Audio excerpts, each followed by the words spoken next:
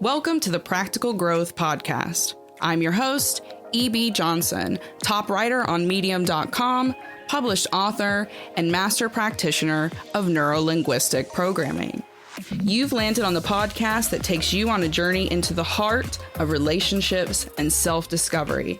This is a must listen for those who are ready to overcome their toxic relationships and their toxic patterns.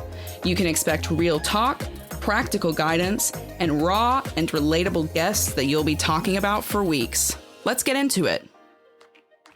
Hello again, and welcome back to a new episode of the Practical Growth Podcast. It is me, your favorite Medium writer, your favorite TikTok educator, and your favorite NLP coach, EB.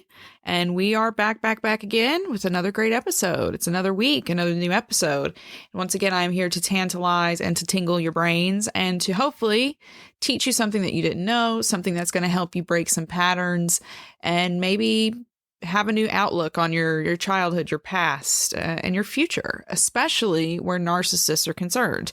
This episode is going to be really interesting to anyone who has been in a relationship with a narcissist, anyone who considers himself a survivor of narcissistic abuse, who's had narcissistic parents.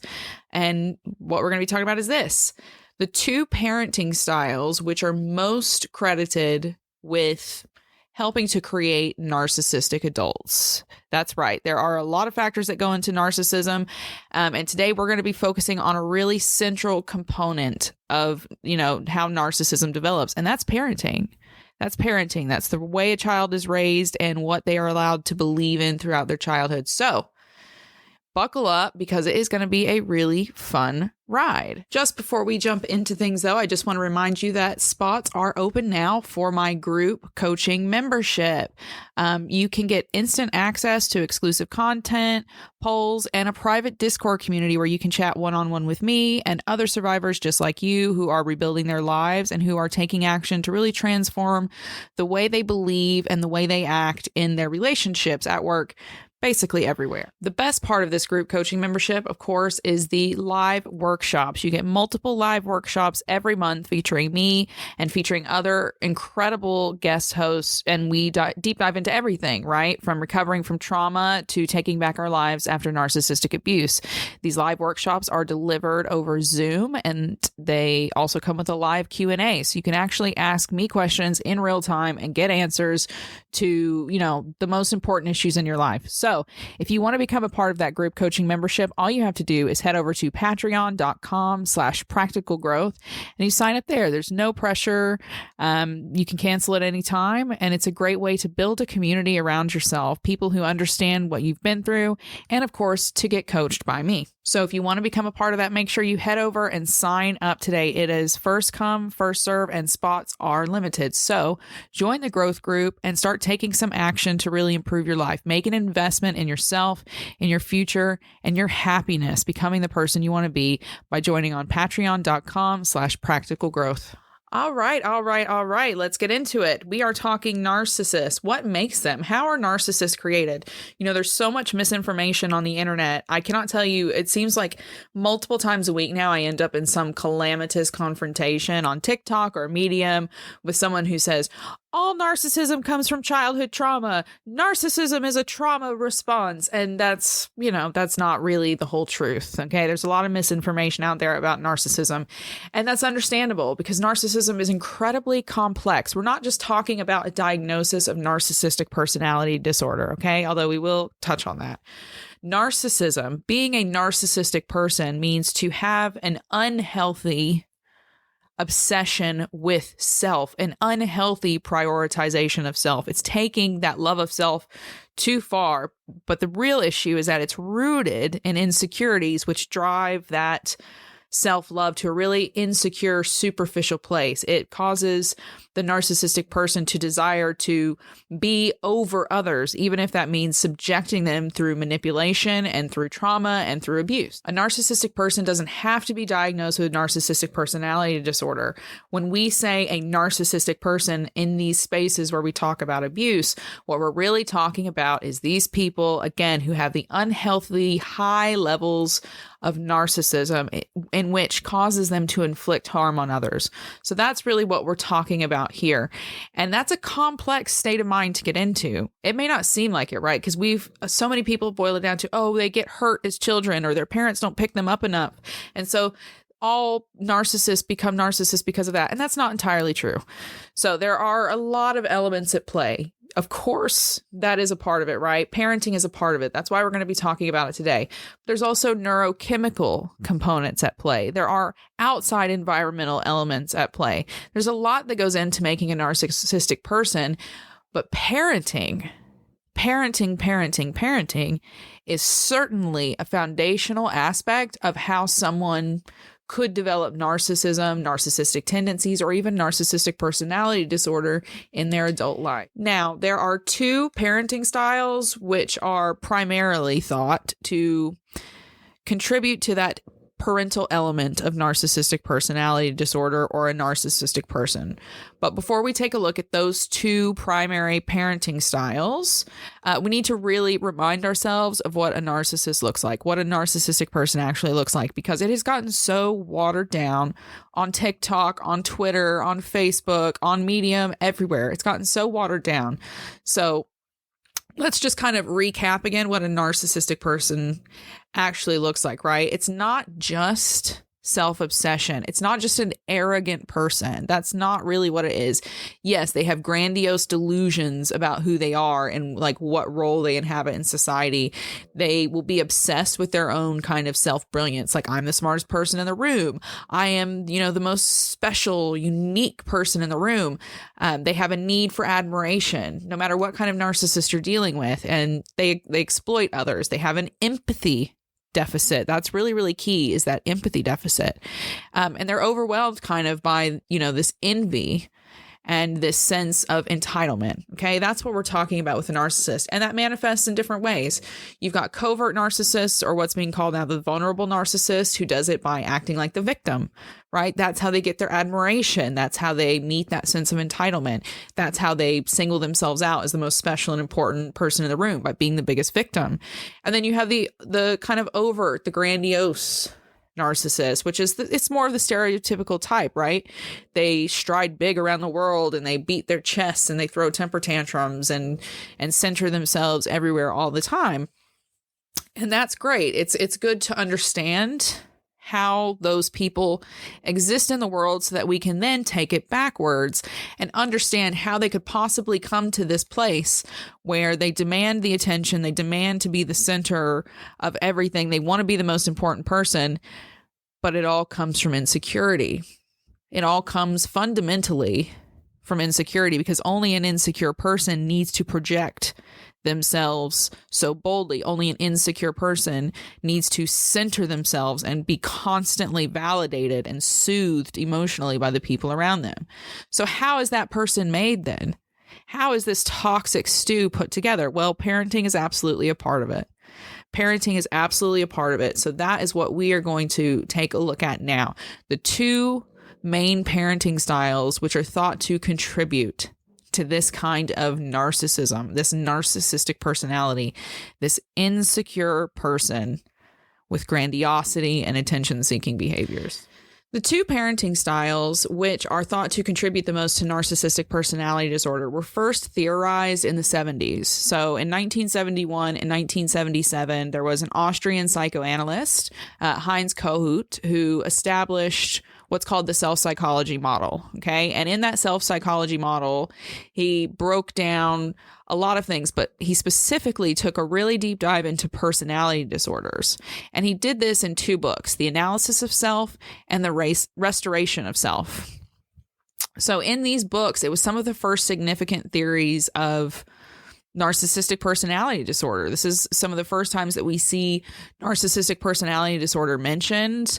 And given these kinds of diagnoses, given these kinds of theories, and this kind of deeper thinking, this deeper questioning of how could this develop? Where could these origins be? So when Kohut was kind of looking at these children, which he followed for some time and was watching these narcissistic tendencies develop in them, he questioned, like, what are the parents doing? What is the common thread here between the parents of these children and these behaviors, these personalities we're seeing later on in life? Now, he acknowledged that there was, a lot of elements at play, but he wanted to look at what is the pattern that is repeating with these parents and these children who end up being narcissists. The first parent who was noted here was the cold and aloof parent. Okay. So this is a parent who is emotionally distant. Okay. First and foremost, they are emotionally distant. They are unwilling to bond with their child, or maybe they're unable to bond with their child because there's some kind of mental disorder, or, let's think about just how chaotic life is. Maybe, the parents are working outside the home all the time and dealing with all the stress of just keeping themselves afloat. And they never really invest that time in bonding emotionally on a deeper level with their child. It's also for parents who have an inappropriate emotional bond with their child. Maybe there's emotional incest at play there, right? They're putting too much of an emotional burden on their child. But these cold and aloof parents, these parents with these inappropriate emotional relationships, they create children who are insecure in themselves, okay? They're insecure in not only themselves, but they're also insecure in their environments. They're anxious, they're fearful, they're uncertain. And there's a distinct lack of empathy in the cold and aloof parenting style as well. Mentally, emotionally, physically abusive parents can all fall into this category, and so do the neglectful ones. Okay, there's never that emotional safety. The child can never really expand emotionally, confront big emotions. Everything has to be harbored away, and there's no example of how to deal with those emotions, and there's no real connection that's being built there.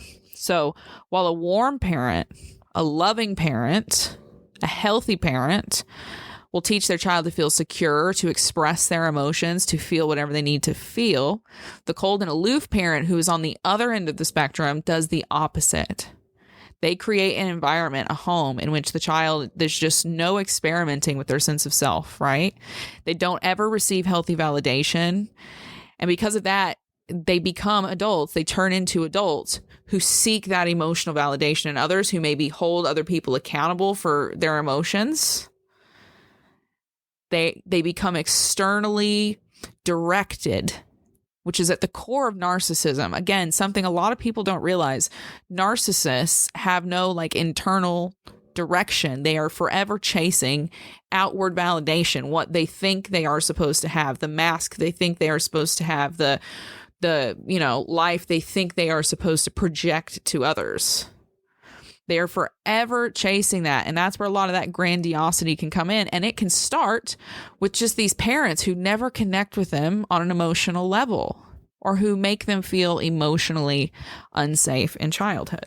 The second type of parent that Kohut noticed was absolutely fascinating, because we usually were like, okay, the cold and aloof parent, fine. So then the second type of parent must be the highly abusive parent, the terrorizing parent, the super scary parent. And you would be wrong. You would be wrong. What is really, really interesting is what he noticed even back in the 1970s was that the second type of parenting that was most likely to kind of contribute to kids who grew into narcissists was like the grand self-projecting parent. Okay. And this parent was completely different from the cold and aloof parent, completely different. Some of them were super involved in their children's lives. You would probably call some of them helicopter parents. And they were all about their kid and making sure their kid had everything and did everything and that their kid was the best. And they did this. And here's the real rub, right? This is why it's contributing. They did this because they were using their child as a direct source of self-esteem. They saw their children as direct extensions of themselves. And because of that, they played up all the child's strengths. Everything that the child did was wonderful, wonderful, wonderful. But when the child did something bad or wrong, they minimized it. They downplayed it. They ignored it. They acted like it didn't exist.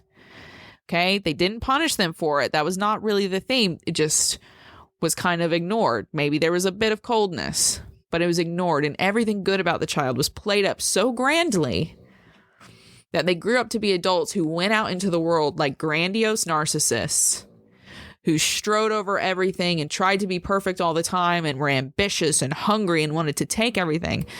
But, and this is where, again, you see the flaw in the narcissism. What happened is that they also ended up being wildly insecure adults because they didn't know how to deal with their shortcomings. They didn't know how to deal with their flaws or their mistakes. So when they were confronted with one, it completely broke and destroyed their egos. Do you see the pattern there? They were raised by parents who were like, you're great, you're great, you're great, you're great, you're great. Everything about you is only great. There's only good and great. And they never taught their child how to be human and whole and to accept the times when they're not so great. And there we see the source of narcissism from that parenting style. Of course, today, psychology has advanced even more. Our understanding of narcissism is expanding every single day. We know that these are not the only two sources of parenting now, these styles of parenting, which can create narcissism. There's a lot more, but these are two kind of foundation stones that we really have to consider and we really have to look at when we're breaking our own patterns because they are fundamental.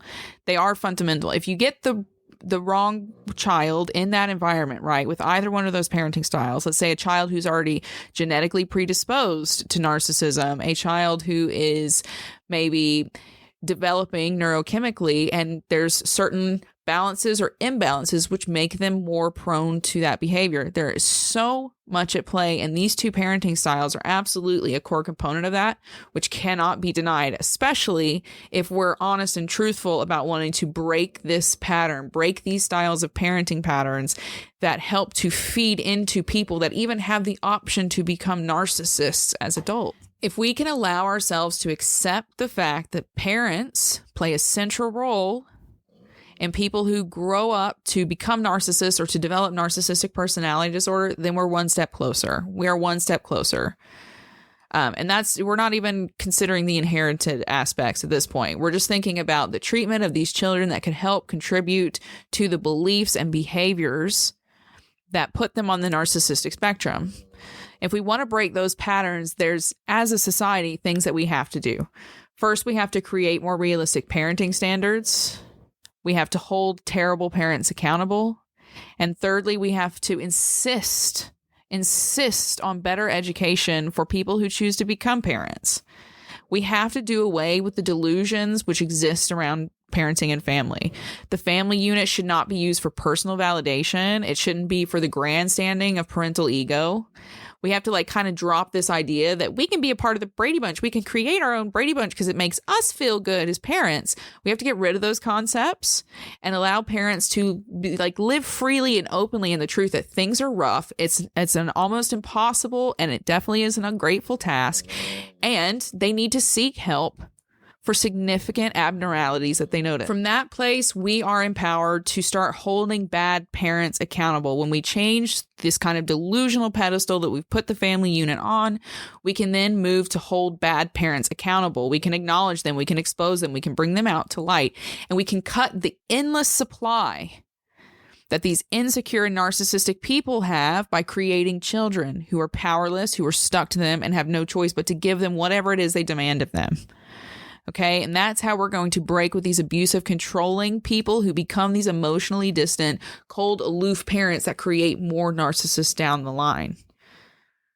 Last but not least, it's that educational component, right? That number 3, the educational component. Parenting is one of the few jobs in the world that has no qualifications attached to it. No qualifications attached to it. We don't even give new parents so much as a terrible Dr. Spock book when they leave the hospital with a baby in their arms, right? There's just nothing. It's one of the most important jobs in the world, and it has fewer qualifications than a commercial pilot and less support than what a commercial pilot gets as well. So if society wants to insist on this carte blanche, everybody becomes a parent, you get a kid and you get a kid, you get a kid, then it needs to provide parents with extensive and compulsory education on the development of children and the appropriate way to parent those children. Because yes, there is a right and a wrong way to parent every single child dependent on that child's individual needs, which varies from child to child. So if you have 4 children, you might have to have 4 parenting styles. And that takes some education to learn how their brains and their bodies develop so that you can parent them accordingly. Okay? So that's got to be a part of it. If we want to stop this pattern of broken people begetting broken people, then there has to be an insistence on education and educating parents about reality. Because the truth is, we've come to a breaking point, right? We've come to the cliff's edge. Now we've got to make a serious decision, because the fact of the matter is narcissistic traits are on the rise. They've been tracking them for decades. In America, the narcissistic traits are the highest, and they know now from significant research that societies with high narcissistic traits, there is significant deterioration of social standards, of the economy, of political bodies. Okay, it causes conflict, upset, and erosion of normal social systems. So this is crucial that we break this pattern now and we start raising children with empathy. With empathy and with the ability to look beyond their pain, to look beyond themselves, and to consider the full width and breadth of the human experience. And that is only going to happen with a conscious shift as a society and a commitment to destroying the pattern of narcissism and creating healthier interpersonal relationships across the board, period. There's just no other way to go about it. We're all going to have to get out of our own ways, get rid of our egos, and accept what it means to be imperfect in the pursuit of a better world. And surely we owe ourselves that. If we're so in love with our species and we think we have such a grand right to this world, surely then we're going to do what it takes to get out of our way and to make it happen. And we're going to start now with this generation that is coming up. It's a pretty simple choice, if you ask me. Thank you so much for listening today. That is our episode. That is it. I hope you learned something. If you are a victim of narcissistic abuse, a survivor, I should say, if you have survived a narcissistic partner, narcissistic parents, a narcissistic family system, whatever it is, then I hope you found something in here which has been like an aha. Well, that makes sense. I hope it's helped you put the puzzle together and maybe realize something that is going to bring you some peace. It's going to bring you a little calm. It's going to bring you a little more happiness. Thank you so much for listening. If you did enjoy the episode, if you did find something from it, then think about leaving a 5-star review on Apple Podcasts. It really, really helps me out. It helps people find this podcast and it helps them, get the help they need, get the validation that they need. So head over to Apple Podcasts and leave a 5-star review. I'll also give you a free ebook if you do. All you got to do is leave the review, take a screenshot of it and send it to me. admin@therealebjohnson.com. And that's it. I'll send you a free ebook right from my shop. So get in there, leave that 5-star review, help me out on Apple Podcasts and help people find the show. I really do work hard on it, along with Medium and TikTok. So thank you again. Thank you. And until next time, I will see you next week. Find me on TikTok and on Medium. I'll see you soon. Keep your heads up. Keep your eyes on the stars. Keep moving forward. Bye-bye.